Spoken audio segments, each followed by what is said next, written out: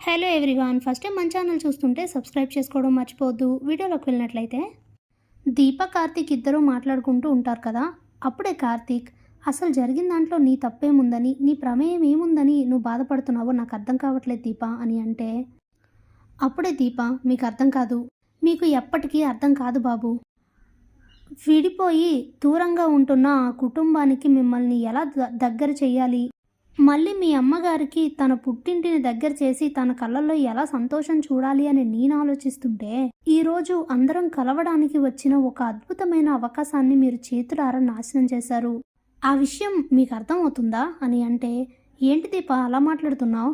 నేను అలా మాట్లాడానంటే తాతయ్య ఏం షరతు పెట్టారో చూసావు కదా, మరి అలాంటప్పుడు అలా కాకుండా ఇంకెలా మాట్లాడతారు? ఏ ఆయనకు మాత్రమే కోపాలు, తాపాలు, పరువులు, ప్రతిష్టలు ఉంటాయా అని కార్తీక్ అంటే, అప్పుడే దీప, అయినా ఆయన అన్న దాంట్లో తప్పేముంది, తను అడిగినట్లుగానే ఈ ఒక్కసారికి చేస్తే తప్పేంటి అని అంటే, అప్పుడే కార్తీక్, దీప ఏం మాట్లాడుతున్నావు అని అడిగితే, అవును కార్తీక్ బాబు, నేను అన్నీ ఆలోచించే మాట్లాడుతున్నాను.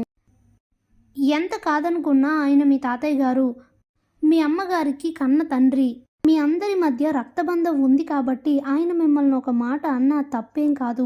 అలాగే ఆయన అంత కోపంలో కూడా ఒక మెట్టు దిగొచ్చి మనవరాలి కోసం మీ ఇద్దరిని ఇంటికి రమ్మని పిలిస్తే మీరు వెళ్ళుంటే ఎంత బాగుండేది. ఇప్పుడేంటి, నన్ను కాకుండా మీ ఇద్దరినే రమ్మన్నారని మీకు కోపం వచ్చింది. కానీ ఒకసారి మనసు పెట్టి ఆలోచిస్తే పరిస్థితులన్నీ మీకే అర్థమవుతాయి అని దీప అంటే, అప్పుడే కార్తీక్, అయినా మా పైన లేని కోపం నీ మీద ఎందుకు అని దీప అంటే, అప్పుడే కార్తీక్, అయినా జరిగిన దాని అంతటికీ తాతయ్య నీ మీద ఎందుకు కోపం పెంచుకోవాలో నాకు అర్థం కావట్లేదు. అనవసరంగా ఆయన సంబంధం లేని నీపై కోపం పెంచుకొని ఇలా మాట్లాడితే నేను దాన్ని ఎలా యాక్సెప్ట్ చేస్తాను అనుకుంటున్నావు దీప అని అడిగితే, చెప్పాను కదా కార్తీక్ బాబు, నా మెడలో పడాల్సిన తాళి జ్యోత్స్న మెడలో పడుంటే అసలు ఈ సమస్య లేకుండా పోయేది. కానీ జరిగిందలా కాదు కాబట్టి ఆయనకు నా మీద కోపం ఉండడం అనేది సహజమే. ఇప్పుడు మీరు ఆలోచించాల్సింది ఇవన్నీ కాదు, మళ్ళీ విడిపోయిన ఈ రెండు కుటుంబాలు ఎలా ఒక్కటవ్వాలి, అలానే మీ అమ్మగారికి పుట్టింటిని ఎలా దగ్గర చెయ్యాలి అని ఆలోచించాలి. ఆయన నాపై కోపం పెట్టుకుని నన్ను రావద్దు అన్నంత మాత్రాన నష్టం ఏం జరిగింది? ముందు మీ ఇద్దరు వెళ్తారు, వాళ్ళతో కలిసి ఆ కుటుంబంతో కలిసిపోయి ఉన్నప్పుడు మీ అమ్మగారు సంతోషిస్తారు, అందరూ సంతోషంగా ఉంటారు, జ్యోత్స్న ఆరోగ్యం కుదుటపడుతుంది, తన మనసు కూడా ప్రశాంతంగా ఉంటుంది. మీరు ఆ కుటుంబానికి దగ్గర అయినప్పుడు నెమ్మదిగా పరిస్థితులే అన్నింటినీ మార్చుతాయి. అప్పుడు నన్ను కూడా తాతయ్య గారు క్షమిస్తారు. అంతేగాని మీరు ఈరోజు వెళ్ళకపోవడం వలన ఆయన ఏమనుకుంటారు, దీనంతటికీ కూడా నేనే కారణమని అనుకుని ఇంకా నాపై కోపం పెంచుకొని మిమ్మల్ని మన అందరినీ కూడా ఇంకా ఆయన దూరం పెడతారు. తద్వారా ఈ రెండు కుటుంబాల మధ్య మరింత కోపతాపాలు, దూరాలు పెరుగుతాయి. ఇవన్నీ మీరు ఎందుకు ఆలోచించట్లేదో నాకు అర్థం కావట్లేదు. వీటన్నింటితో పాటు ఒక్కసారి మీ అమ్మగారి గురించి కూడా మీరు ఆలోచించాలి. మీ నాన్నగారు చేసిన పని వలన ఇన్నాళ్ళు ఎంతో అన్యోన్యంగా ఉన్న వాళ్ళిద్దరి మధ్య ఇంత దూరం అగాధం వచ్చింది. మీ నాన్నగారు మీ అమ్మగారికి దూరంగా ఉన్నారు. అలాంటప్పుడు ఈ పరిస్థితుల్లో తనకి పుట్టింటిని కూడా దూరం చేస్తే ఆవిడ బాధ మరింత పెరుగుతుంది. అలాగే అది ఎవరికి చెప్పుకోలేని బాధ. ఇవన్నీ మీరు ఎందుకు ఆలోచించట్లేదు? ఒకసారి ఆలోచించండి. పరిస్థితులన్నీ చక్కబడాలంటే ఏం నిర్ణయం తీసుకోవాలో మీకే వదిలేస్తున్నాను అని చెప్పి దీప అక్కడి నుండి వెళ్ళిపోతుంది. ఇక కార్తీక్ అన్ని విషయాల్ని ఆలోచించి ఉదయాన్నే కాంచన దగ్గరకు వచ్చి, అమ్మ నువ్వు రెడీ అవ్వు, మనం తాతయ్య వాళ్ళ ఇంటికి వెళ్తున్నాం అని చెప్తే షాక్ అవుతుంది కాంచన. ఆ ఇంటికా, ఎందుకు అని అడిగితే, నిన్న తాత వచ్చి అడిగాడు కదమ్మా మనల్ని అక్కడికి రమ్మని, అందుకే మన ఇద్దరం వెళ్తున్నాం అని అంటే, మరి దీప అని అడుగుతుంది కాంచన.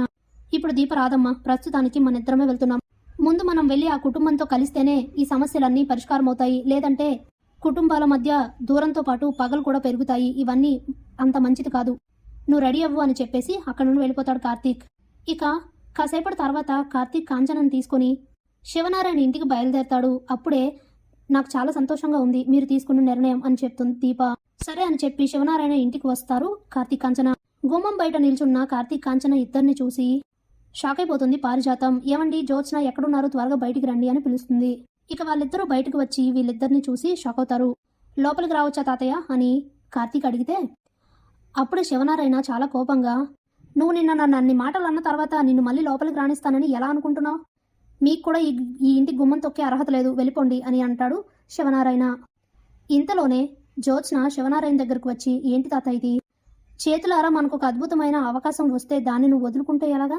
ఇప్పుడు దీప రాలేదు, బావ అత్త మాత్రమే వచ్చారు కదా, నెమ్మదిగా వాళ్ళిద్దరిని దగ్గర చేసుకుంటే ఆ తర్వాత దీపని ఆటోమేటిక్గా ఆ కుటుంబానికి దూరం చేయొచ్చు. వాళ్ళని వెళ్ళిపోమని చెప్పకు తాత, లోపలికి రమ్మని పిలువు అని చెప్తుంది జ్యోత్స్న.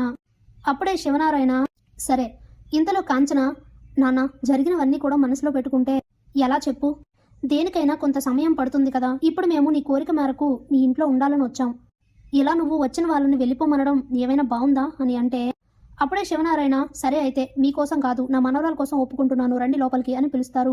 ఇక దాంతో అందరూ హ్యాపీగానే ఫీల్ అవుతారు. ఇంతలో జ్యోత్స్న ఎలా అయినా సరే బావని నాకు దగ్గర చేసుకొని దీపకి చుక్కలు చూపించాలి, దానికి ఇదే సరైన అవకాశం అనుకొని చాలా హ్యాపీగా ఫీల్ అవుతుంటుంది. Thanks for watching.